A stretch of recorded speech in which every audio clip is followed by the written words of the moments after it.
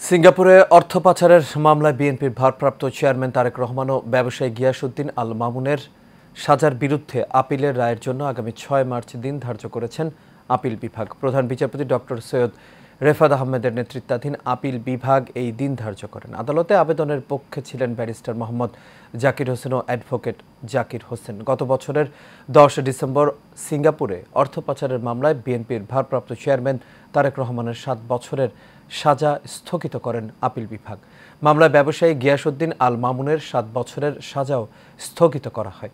একই সঙ্গে তাদের জরিমানাও স্থগিত করেন আপিল বিভাগ। গিয়াসউদ্দিন আল মামুনের সহ বিএনপির ভারপ্রাপ্ত চেয়ারম্যান তারেক রহমানের নামে যে ২০০৯ সালে যে মানি লন্ডারিংয়ের মামলাটা হয়েছিল, সেই মামলাটাতে জনাব তারেক রহমানকে বেকসুর খালাস দেওয়া হয়েছিল ট্রায়াল কোর্ট থেকে। তার তৎপরবর্তীতে দুদক এটার বিরুদ্ধে অ্যাপিল করে, অ্যাপিলের পরে ওনাকে ৭ বছরের কারাদণ্ড দেওয়া হয় এবং তাকে ২০ কোটি টাকা জরিমানা করা হয়। ফর্মাল জাজমেন্টের জন্য ৬ মার্চ ওনারা দিন ধার্য করেছেন।